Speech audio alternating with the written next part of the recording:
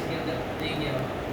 तो it's a good sign कि ये वाली प्रोडक्ट ऐसी है जिसका एवरेज जो ग्राफ है वो 3000 4000 के मिड ही रहता है, इससे ज़्यादा ऊपर जाता ही नहीं।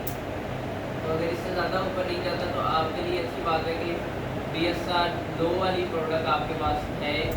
इसका BSR शूट अप इतना ज़्यादा नहीं कर लेता कि आपको सेल ना मिले। या 3 महीने का अगर आप देख रहे हो तो 3 महीने में कहीं पे एक ऐसा पीरियड नहीं है कि जहाँ पे एकदम से हाई चला गया हो और फिर ग्रेजुअली नीचे आ रहा हो और फिर एकदम से हाई चला जाए, तो वो नहीं है। इसके अंदर ज़्यादातर BSR कोई 2000-3000 के मिनट में या उससे भी कम ही है। ये BSR का जो एक्चुअल वो लाइक एक पॉइंट है वो ये है कि आपने देख लिया कि मैक्सिमम कहाँ तक BSR है। अब 3 महीनों के छोड़ के अगर मैं साल का करता हूँ तो साल के अंदर भी ये वाला प्रोडक्ट कोई 5000-6000 से ऊपर तो गया ही नहीं BSR। कुछ एक पॉइंट है जहाँ पे 5000-6000 क्रॉस किए, वैसे ये एवरेज 2-3 हज़ार की रहता है या उससे कम की रहता है। ये नवंबर दिसंबर जनवरी फरवरी ये देखो, ये क्रिसमस के मौका के ऊपर तो इसका ग्राफ 119, ये भी बहुत ज़्यादा कम हो जाता है। ये वो प्रोडक्ट बहुत ज़्यादा बिकता है, बहुत ज़्यादा बिकता है। सो इस वजह से इसका प्रोडक्ट ज़्यादा बिकने की वजह से इसका ग्राफ नीचे ही रहता है, ज़्यादा ऊपर नहीं जाता। तो आपने एक ओवरऑल चेक कर लेना होता है। वैसे 3 महीनों का स्टेट्स आप चेक करते होते हैं कि 3 महीनों के अंदर आपकी प्रोडक्ट का ग्राफ कितना रहता है। आप लोग वीडियो से बना रहे थे कि वीडियो जब बनाते थे तो आपका ध्यान वीडियो के ऊपर ही होता है, बाद में देख नहीं जाते वीडियो। इस वजह से यहाँ पे पहले देखूँगा, चाहे वीडियो बना रहा कोई मसला नहीं है, लेकिन फिर इसको गौर से समझ भी लेना। उसके बाद फिर आप अपने मैक्सिमाइज देखना है कि कहाँ तक रहता है।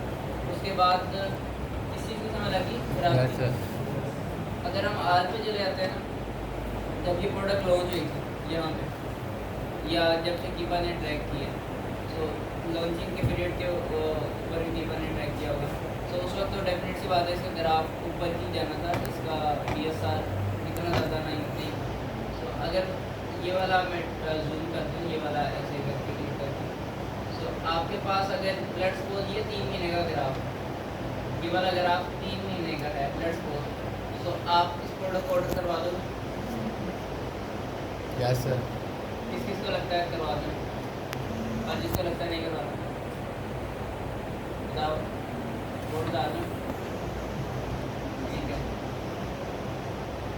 किस वजह से ऑर्डर नहीं करवा सकते? BSR ज़्यादा अभी तो BSR करंट में कितना 1839। यस नीचे जा।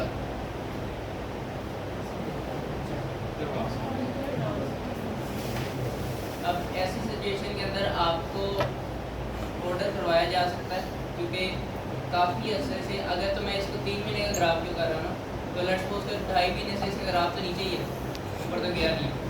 तो इट्स मीन ये वाले प्रोडक्ट का ऑर्डर करवाया जा सकता है, लेकिन इसके थोड़े पीस ऑर्डर करवाए जा सकते हैं। टेस्ट ऑर्डर जिसे कह लें कि आप 24 पीस या 48 पीस ऑर्डर करवाए जा सकते हैं, ज़्यादा पीस ना ऑर्डर करवाएं, ठीक है, 200-300 ना ऑर्डर करवाएं। तो उससे ये होगा कि आपको पता भी लग जाएगा कि इसकी सेल्स कितनी है, या मेरे यूनिट्स बिक पाते हैं कि नहीं बिक पाते। और दूसरे नंबर पर आपको ये आइडिया हो जाएगा, तो ये आपको ये आइडिया हो जाएगा कि लेट्स सपोज, या ये आपको बचत हो जाएगी। लेट्स सपोज अगर आपकी प्रोडक्ट का BSR इस तरह 3 दिनों के अंदर आपको दिखा रहा है कि ये वाला BSR था 47,000 या 1,38,000 के करीब था। तो अगर 3 महीनों में जहाँ पे भी ये BSR इतना पॉइंट था, तो आपको एक डर लगा रहता है कि आप अगले महीने ही इसका BSR फिर दोबारा से ऊपर न जाए। तो इस वजह से आप करवाते हो ऑर्डर, लेकिन टेस्ट ऑर्डर करवा लेते हो इन केस इस BSR मद्देनजर रखते हुए आपके कोई 48 पीस में से कोई 30 बिक जाते हैं ना, तो कैसे ग्राफ अगर को ऊपर चला गया तो एकदम से तो ऊपर नहीं जाता, वो आहिस्ता आहिस्ता करके जाता है। तो जैसे ऊपर जा रहा होगा तो आपके जो 18 या 10-8 यूनिट्स रह जाएंगे वो भी बिक जाएंगे। तो आप उससे पहले अपना स्टॉक खाली करके बैठ जाओ। तो आपने इस तरह के BSR, या अगर आपको इस तरह का BSR मिल जाए, इस तरह का BSR, तब क्या करो? क्या करो? प्रोडक्ट कम लोगे, ठीक है, कितनी रिकमेंडेड होगी आपको?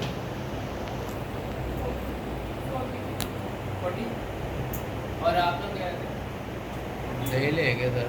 ऑर्डर नहीं करवाएंगे अगर उसका 35,000 रुपये भी है वो है बेस्ट सेलिंग रैंक 15,000 से कम होना चाहिए, 15,000 होना चाहिए। तो उनका सारे क्राइटेरिया नहीं है, जस्ट लाइक एवरेज है। लेकिन यहाँ पे अगर देखा जाए ना तो इसकी एवरेज तकरीबन 20,000 25,000 तक ही रहती है, इसकी नीचे डाउन नहीं जाती, इतनी ज़्यादा डाउन नहीं जाती। ये 8,000 तक गया हुआ है, लाइक बिक जाते हैं इसके यूनिट्स, लेकिन इतने ज़्यादा नहीं बिकते। ऐसे सिचुएशन के अंदर इसका कोई इस किस्म का BSR जब होता है ना, तो या अगर देखा जाए कि अगर 8,000 BSR है तो कोई 150 इस प्रोडक्ट की सेल होगी मंथली से कीपा के वो हीलियम की। वैसे आपको हीलियम का एक्सरे भी यूज़ करके दिखा देते हैं, तो ये बाद में दिखाता। लेकिन इस तरह का BSR होता है ना 8,000 9,000, इस तरह के BSR की सेल तकरीबन आपके पास कोई 150 होती है यूके के अंदर। अगर यही 8-9 हज़ार लेके चले जाएँ USA के अंदर, तो इसकी सेल 300 प्लस से 400 प्लस, बल्कि ज़्यादा इसकी सेल 1000 प्लस भी हो सकती है इसकी सेल। सो इधर आ जाओ।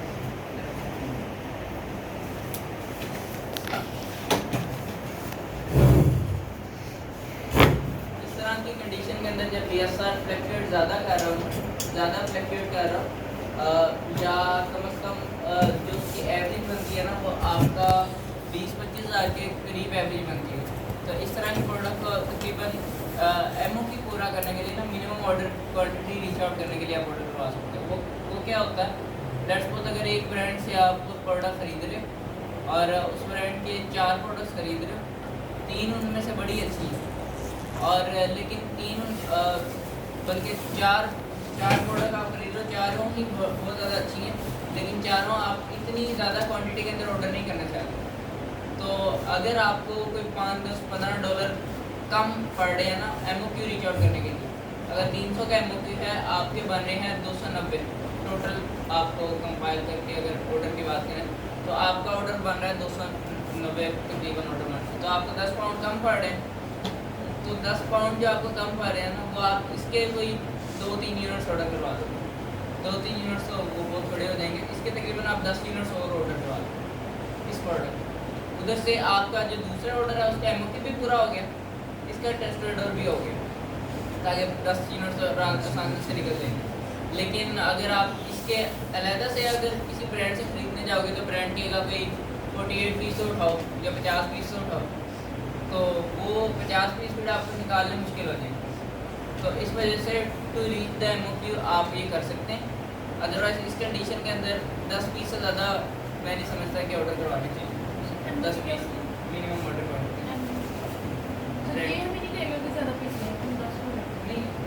नहीं कहता, लेकिन ब्रांड की कुछ ना कुछ MOQ होती है जिसको वो फ्री डिलीवरी देते हैं, वो कुछ ना कुछ होती है, कम हो जाती है लेकिन होती ही लाजमी। तो आपको कम से कम कोई 24 पीस तो उठाने ही पड़ेंगे, 24 या 48 पीस उठाने पड़ेंगे अगर एक सिंगल ऑर्डर करना है। अगर आप सिंगल एक प्रोडक्ट आइटम ऑर्डर करें ना तब तो उसके कुछ 24 पीस उठाने पड़ेंगे। लेकिन अगर क्योंकि जब भी किसी ब्रांड से ऑर्डर करते हैं तो उसकी एक प्रोडक्ट ऑर्डर नहीं करते, उसकी बहुत ज़्यादा प्रोडक्ट्स ऑर्डर मुख्तलिफ आर्टिकल्स आप ऑर्डर करते हैं। लेकिन ये भी हो सकता है कि अगर आपको एक प्रोडक्ट ही अच्छी लगी है, उसके सारे से अच्छे हैं, तो फिर आप इतनी क्वान्टिटी मंगवा लेते हो कि आप MOQ रीच करते हैं। सर जिस प्रोडक्ट का BSR कम होगा यानी कि उसकी सेल काफ़ी ज़्यादा होगी, ठीक है, तो सर जहाँ सेल ज़्यादा ना हो तो कॉम्पिटिशन भी काफ़ी होगा, वो आपको चेक करना पड़ेगा। तो मैं बाकी कंपटीशन के ये वाले फिल्टर हैं, ये मैं वन बाय वन ओपन करना चाहता हूँ। BSR के वाले से कोई टेंशन नहीं। BSR जैसे मैंने ये बताया कि 3 मंथ्स के अंदर मैक्सिमम देख लेना कि कितना मैक्सिमम किया। ये UK है, 5,000 मैक्सिमम किया हुआ है, वैसे इसका एवरेज 2-2.5 हज़ार ही रहता है। It's a good product average. अगर आप पूरे साल की बात करें तो साल के अंदर भी इसका BSR कोई 2-2.5 हज़ार ही रहता है। ये कुछ एक पॉइंट्स हैं जहाँ पे वो 5-6 हज़ार है, और 5-6 हज़ार भी बहुत अच्छा BSR है। जो आपका वैसे अगर क्राइटेरिया की बात करें तो 15,000 तक की बात करते हैं मैक्सिमम UK के अंदर, तो इसका तो BSR वैसे नीचे गया। अब बात कर लेते हैं BSR के बाद थर्ड पार्टी FPA और थर्ड पार्टी FPA, ठीक है। थर्ड पार्टी FPA जो होता है, जो FPA कर रहा होता है वो होता है, और नीचे FPM जो प्रोक्योरमेंट बाय मर्चेंट कर रहा होता है खुद कर रहा होता है। सो FPA जो यहाँ पे है ये ब्लू डॉट्स के ऊपर है, और जो रेड डॉट्स हैं वो आपके FPM है। उल्टा हो गया। FPM जो है वो ब्लू है और FPA है वो रेड एंड डॉट्स। सो अब इसमें मुझे बताएं कि अपनी प्राइस कौन ज़्यादा रख के बेच रहा है, FPA या FPM? FPM अपनी प्राइस ज़्यादा रख के बेच रहा है। एवरेज यहाँ पे ब्लू डॉट्स ही ऊपर आ रहे हैं, ठीक है। तो ब्लू डॉट FPM के हैं। सो FPM अपनी प्राइस एवरेज 90 डेज़ का, मैंने बल्कि साल का लगाया है, अमूमन आप 90 डेज़ का चेक करते हो, 3 मंथ्स का। तो 3 मंथ्स में आपको पता लग गया यहाँ पे कि FPM वाले जो हैं वो अपनी प्राइस ऊपर रख के बेच रहे हैं ना। सो FPM वाले उनका तो हक बनता है कि अपनी प्राइस लो करके बेच रहे हैं, क्योंकि FPA फीस जो नहीं देनी उन्होंने, अगर FPA फीस उन्होंने नहीं देनी तो वो प्रॉफिट उनको ज़्यादा हो जाएगा। आप अगर $10 के ऊपर $2 प्रॉफिट कमा रहे हो तो FPM $10 वाली प्रोडक्ट को बेचने के बाद $4 प्रॉफिट कमा देगा, क्योंकि FPA फीस भी तो नहीं ना देनी पड़ेगी। अगर वो $4 प्रॉफिट कमा रहा है तो वो कहेगा नहीं मैं $2 प्रॉफिट कमा लेता हूँ, मैं $8 की बेचूँगा, तो अपनी प्राइस तो गिरा देगा वो। तो प्राइस गिराने में से बाय बॉक्स उसको मिल सकता है। लेकिन एक वो चीज़ अमेज़न प्रमोट ज़्यादातर करता है प्राइम सेलर्स, जो FPA सेलर्स जिनके ऊपर प्राइम का टैग लगा होता है, या सिंपल वर्ड में ये समझ लो जो प्राइम का टैग होता है ना, जो प्राइम सेलर्स होते हैं उनको अमेज़न प्रमोट करता है तो window buy box earlier than दूसरे सेलर्स। तो प्राइम सेलर वही होते हैं जो ज़्यादातर ऑन टाइम डिलीवरी दे रहे होते हैं या अकाउंट हेल्थ जिनकी अच्छी होती है, और जो काम अमेज़न से सारा काम करवा रहा होता है जो सेलर FPA करवा रहा होता है वो तो उनकी ऑन टाइम डिलीवरी होगी। तो इस वजह से FPA वाले ज़्यादातर होते हैं जिनको प्राइम का टैग मिल जाता है। तो यहाँ पे अगर देखा जाए कि FPM वाला ऊपर रख के बेच रहा है प्राइस और FPA वाला नीचे रख के बेच रहा है, तो यहाँ पे प्राइस बार हो रही है कि नहीं हो रही? FPA के लिए ये वाली प्रोडक्ट बेहतर है कि नहीं? FPA के लिए बेहतर है, बिकॉज अगर आपने FPA करना है तो आपको इस चीज़ की टेंशन नहीं है, प्राइस बार इसके अंदर नहीं है। FPA के लिए प्राइस बार नहीं है बिकॉज ये ऐसी प्रोडक्ट है कि इसके अंदर आपको बेचने के लिए इतना मसला नहीं होने वाला, बिकॉज आपने FPA वाली प्राइस के अंदर प्रोडक्ट बेचनी है तो FPM वाले आपसे कम्पीट ही नहीं कर रहे, वो तो ऑलरेडी वो ऊपर रख के बैठ के बेच रहे हैं। FPM वाले इस प्रोडक्ट के अंदर ऊपर रख के बेच रहे हैं अपनी प्राइस। सपोज अगर यहाँ पे आप बेच रहे हो 9.19 की, ठीक है, FPM वाला बेच रहे हैं 9.99। तो इस सूरत में अगर आप FPA कर रहे हो तो आपको ये टेंशन नहीं है कि मेरी प्राइस से भी कोई बंदा लो रख के बेच रहा है तो मुझे बाय बॉक्स मिलेगा कि नहीं मिलेगा। तो आप अगर FPA कर रहे हो तो आपने अगर 9.19 की अगर बेचनी है तो आपको ये फिक्र नहीं है कि FPM वाला कोई $8 की ना बेच रहा। सो ऐसी प्रोडक्ट्स अगर मिल जाए तो बहुत ज़्यादा अच्छा है। ऐसी प्रोडक्ट जिसका BSR भी एक एवरेज 2000-3000 रहता है 3-4 महीने में, बल्कि इवन के हमने साल का भी देख लिया। और दूसरे नंबर पर FPA और FPM का अगर हमने चेक किया तो वो भी हमें पता लग गया कि इसका जो एवरेज है वो FPM वाला ऊपर रख के बेच रहा है, तो प्राइस वार की टेंशन भी नहीं है, ठीक है। सो ये वाला भी अगर प्रोडक्ट के अंदर किसी प्रोडक्ट के अंदर तो ये भी बेहतर एक पॉइंट होता है। वैसे अमूमन अगर देखा जाए तो FPM वाले नीचे रख के बेच रहे होते हैं, FPA वाले ऊपर रख के बेच रहे हैं। सो आपने ये चेक करना होता है कि कम से कम FPA वालों को बाय बॉक्स मिल रहा है या नहीं मिल रहा। वो आप एक और फीचर होता है बाय बॉक्स स्टैटिक्स, वहाँ पे भी जाके पता लग जाएगा। लेकिन अगर ग्राफ से समझना चाहें ग्राफ से किस तरह पता लगता है, तो ये जब भी ये डॉट्स लगते हैं ना, ये ब्लू डॉट लग रहे हैं या रेड डॉट लग रहे हैं, ये उस वक्त लगते हैं जब कभी एक प्रोडक्ट बिकती है। अगर FPA वाले ने वो वाली प्रोडक्ट बेची है तो रेड कलर का डॉट लग जाएगा, और अगर FPM वाले ने बेची है तो ब्लू कलर का डॉट लगेगा। जिस पॉइंट के ऊपर लगना है वो उसकी कीमत के ऊपर डिपेंड करता है। अगर ये वाली कोई भी प्रोडक्ट है तो अगर ये वाली प्रोडक्ट $11 की बिकी है तो यहाँ पे डॉट लग जाएगा इस पॉइंट के ऊपर, या अगर ये $9 की बिकी है तो यहाँ पे डॉट लग जाएगा, क्योंकि यहाँ पे प्राइसेस लिखी हुई, ठीक है। तो इसके अकॉर्डिंगली यहाँ डॉट्स लग जाएंगे। अभी देखो ये पॉइंट है जहाँ पे FPA वाले ने 9.98 की बेची है और FPM वाले ने 9.99 की बेची है। इस तरह करके ये सारी चीज़ें इसका समझ लगी है FBA और FBM की। जब FBA की प्राइस ज़्यादा होगी तो FBM वाले की कम होगी। भेज सकते हैं आप फिर ये देखोगे कि FBA वालों को बाय बॉक्स मिल रहा है कि नहीं मिल रहा। डॉट्स ऐसा तो नहीं है कि डॉट के कुछ फासले पर जाके हैं डॉट।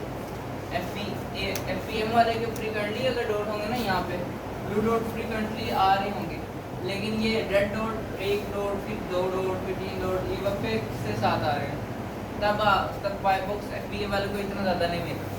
यहाँ पे फासला ये नहीं है क्योंकि यहाँ पे प्राइस ऊपर चलेंगे, ठीक है। फ्रीक्वेंटली दोनों का मिल रहा है बाय बॉक्स। सर जो हमारा बायर होगा वो तो फिर जो सा कम प्राइस में देगा वो तो उसी के पास है, वो ये थोड़ी देखेगा कि वो FBA का है या FBM का है। उसने देखना नहीं, उसने तो ऊपर जाके यहाँ से खरीद लेना। जी तो वो यही देखेगा ना कि मुझे यहाँ पे लोअर प्राइस मिल रही है, वो नहीं देखेगा नहीं देखेगा। बिकॉज यहाँ पे तो अमेजोन ने चेंज करना है ना, चाहे बाय बॉक्स FBA का दे दे FBM का दे दे, उसने ये वाली प्राइस देखी है, ये वाली प्रोडक्ट कितने की मिल रही है बस। वो अगर जिसको पता होगा वो तो फिर जाके यहाँ पे क्लिक करके जो सबसे लोएस्ट बेच रहा होगा उससे देखेगा। और FBM वाले जो होते हैं वो लोएस्ट बेच रहे होते हैं, लेकिन उससे खरीदना इतनी ज़्यादा उसकी शायद चॉइस ना हो, बिकॉज उसने अपनी प्राइवेट डिलीवरी देनी होती है। वो हो सकता है कि एज ए कस्टमर FBM से खरीदना ना चाहूँ मैं, बिकॉज वो हो सकता है 2 दिन लेट कर दे, 4 दिन लेट कर दे। तो अमेजोन का तो है वो तो कल पहुँचेगा या आज ही पहुँचेगा।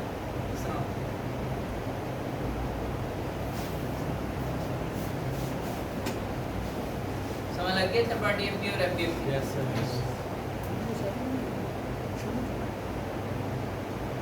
अगर इन दोनों को जब FBA की प्राइस ज़्यादा होगी तो मुझे इसके डॉट्स देखने हैं। FBA की प्राइस अगर ज़्यादा हो जाए ना, फिर आपने डॉट्स देखने के मिल रहे हैं कि नहीं मिल रहे, ये ना के चंद फासले के ऊपर हो, लेकिन फिर इतनी ज़्यादा सेल होगी कैसे। हाँ लेकिन ये वाला जो है ना पॉइंट कि बाय बॉक्स किसको ज़्यादा मिल रहा है और किसको कम मिल रहा है, इसका पूरा एक कीपा के आगे जाके एक सेगमेंट है, मैं बताता हूँ, वहाँ से आपको पता लग जाएगा कि किसको कितने % बाय बॉक्स मिल रहा है। उसके हिसाब से आप वो कर सकते हैं कि अगर FBA को ज़्यादा बाय बॉक्स मिल रहा है तो आप वहाँ पे चलेंगे। उसके बाद अच्छा एक और चीज़, ये वाली जो प्राइस आपको गई है ना एकदम से, ये चंद वजूहत के बेस के ऊपर अब जा सकती है। एक वजह इसके अंदर ये है कि ब्रांड आउट ऑफ स्टॉक हो चुका, सप्लायर से आउट ऑफ स्टॉक हो गया, सामान अब सप्लायर से सामान नहीं मिल रहा। क्रिसमस में ज़्यादातर ऐसा होता है कि सप्लायर्स आउट ऑफ स्टॉक हो जाते हैं, ब्रांड आउट ऑफ स्टॉक हो जाते हैं, सामान आपके पास नहीं होता, और जिनके पास अमेजोन के वेयर हाउस में सामान पहुंचाया होता है ऑलरेडी, वो अपनी प्राइस जो अब अगर यहाँ पे देखो, यहाँ पे इस पॉइंट के ऊपर आपको दिखेगा कि ए वाला जो है ना 7.55 का बेच रहा है और FBM वाला 7.98 का बेच रहा है, ठीक है। इस पॉइंट के ऊपर FBM वाला ज़्यादा बेच रहा है, FBA वाला कम बेच रहा है। सो अब अगर मैं बेचना चाहूँ तो मैं हर तकरीबन कोई 7.98 ये बेच रहा है, तो मैं 97 का बेच दूँगा, 98 के बेच रहा है, हाँ 97 का मैं बेचने लग जाऊँगा। एक सेंट का ऊपर नीचे से आपको बाय बॉक्स चेंज होता है, तो वो प्राइस के अंदर फ़र्क पड़ता है। सो अगर तो मैं इसका 7.98 का बेचना चाहूँ और मुझे पता लग जाए अमेजोन आउट ऑफ स्टॉक हो गया, तो मैं अपनी प्राइस लगा दूंगा $11, और मैं ये चाहूँगा कि मेरे अभी यूनिट्स को बिके ही ना, ठीक है, अभी मेरे यूनिट्स को बिके ही ना, मैं प्राइस लगा दूंगा 12-13 की। उससे अब क्या होगा, उससे मेरे यूनिट्स तो नहीं बिकेंगे, बाकी जितने भी सेलर्स हैं उनके यूनिट सारे बिक जाएंगे। अब उनके यूनिट से बिक गए और पीछे से ब्रांड आउट ऑफ स्टॉक है, अब फिर सारा स्टॉक किसके पास है, आपके पास हमारे पास है। फिर हम 10-15 दिन बाद जब ये कंडीशन आ जाएगी कि इस प्रोडक्ट के अंदर अगर 10 सेलर्स थे, वो 5 सेलर्स रह जाएंगे। अब 5 सेलर्स वो होंगे जो हर एक प्रोडक्ट अपनी 13 के बेच रहे हैं। जिस प्रोडक्ट के ऊपर $2 प्रॉफिट हो रहा था वो $5 प्रॉफिट हो रहा है। क्रिसमस के अंदर ऐसा होता है। तो एक चीज़ याद रखनी, जब आप किसी इंस्टीट्यूट में जाते हो या कहीं पे भी जब आप जॉब करने जाते हो या अपना काम कर रहे होते हैं, तो क्रिसमस की आपको प्लानिंग करनी पड़ती है। क्रिसमस में आपको प्रोडक्ट हंटिंग नहीं करनी, और ना ही क्रिसमस में आपको ब्रांड अप्रूवल लेनी। क्रिसमस में आपको सिर्फ मैनेज करना होता है। क्रिसमस का जो पीरियड होता है वो आखिरी 3 महीनों के लिए एक सेल्स का पीरियड होता है। क्रिसमस वैसे तो 25 दिसंबर को, लेकिन 25 दिसंबर को नहीं होता। क्रिसमस तो वैसे 25 दिसंबर को होता है, लेकिन उसका जो सीज़न होता है ना पूरा, पहले से वो पहले शुरू हो जाता है। अब जिस तरह आगे अगस्त आ रही है ना, सो अगस्त के मौके पर अगर यही वाली प्रोडक्ट है, अगर ये आप बोल के देखेंगे ना, तो इसका BSR अभी भी देखेंगे डाउन जा रहा है ना, ये यहाँ तक आ जाएगा, नीचे तक आ जाएगा इसका BSR। सो अगस्त के बाद सितंबर, अक्टूबर, अगस्त और सितंबर ये वाले महीने होते हैं जहाँ पे BSR जो है वो नीचे आना शुरू होता है, थोड़ा बहुत नीचे आता है। लेकिन अक्टूबर, नवंबर और दिसंबर ये 3 महीने होते हैं जो क्रिसमस के कहलाते हैं, कि जहाँ पे आपने तैयारी अगर की होती है तो उसका बहुत ज़्यादा फ़ायदा उठा सकते हो। इस तरह फ़ायदा उठा सकते हो कि आपने पूरा साल ब्रांड हंटिंग करनी है, पूरा साल आपने अप्रूवल लेनी है, प्रोडक्ट्स फाइनलाइज करके वक्तन फ़क्तन ऑर्डर करवाते रहना है, एवरेज एक अकाउंट का रनिंग में लेके आना है, और ऑर्डर्स आ रहे हैं, आपका प्रॉफिट हो रहा है नहीं, और आप बोला कि एक एवरेज बढ़ता है तैयार। लेकिन क्रिसमस के मौका पर आपने अब जस्ट मैनेजमेंट की मैंने बताया कि आपने मैनेजमेंट करनी होती है। उसमें ये होता है कि आपने ऐसी प्रोडक्ट देखनी होती है कि जो प्रोडक्ट्स बहुत अच्छी प्रोडक्ट्स हैं और क्रिसमस में डेफिनेटली वो आउट ऑफ स्टॉक होने वाली है। Brand supplier out of stock हो जाते हैं। हमारे पास ऐसे एक सप्लायर है जो कि फ्रीक्वेंटली आउट ऑफ स्टॉक रहता है, बिकॉज उसके पास लिवरपूल की प्रोडक्ट पड़ी हुई है, मैनचेस्टर यूनाइटेड की प्रोडक्ट पड़ी हुई है, बड़े बड़े सप्लायर्स की प्रोडक्ट पड़ी हुई है, तो वो आउट ऑफ स्टॉक रहता है। अब अगर जैसे ही उसकी कोई प्रोडक्ट आती है ना, या नोटिफिकेशन आता है हमारे पास ईमेल के ऊपर कि हमारे पास स्टॉक वापस आ गया, हम स्टॉक उठा लेते हैं उसका। तो इसी तरह हमारे जैसे और भी होंगे जो स्टॉक उठा लेते होंगे, इस तरह वो आउट ऑफ स्टॉक हो जाता है। तो आपने जो मैनेजमेंट करनी होती है ना, वो ये करनी होती है कि अगस्त सितंबर के अंदर आपने सप्लायर से सामान उठा लेना होता है, जो कि पूरे क्रिसमस में आपका बिकना होता है। मैनेजमेंट की यहाँ पे बात ये है कि आपने इतना ज़्यादा सामान नहीं उठा लेना कि क्रिसमस के बाद भी पड़ा है, क्योंकि क्रिसमस का जो सीज़न होता है ना, ये नवंबर दिसंबर, बल्कि अक्टूबर, नवंबर, दिसंबर और जनवरी का भी अंदर होता है शामिल। जनवरी के भी एंड तक या फरवरी के स्टार्ट तक सेल उसी तरह रहती है, या एक हायर ग्राफ के ऊपर रहती है सेल। तो आपको फरवरी के एंड तक आपका स्टॉक बिक जाना चाहिए। अगर फरवरी के एंड तक भी आपका स्टॉक बढ़ा रहा ना, तो फिर ये समझ लें कि सेल का ग्राफ नीचे आना है।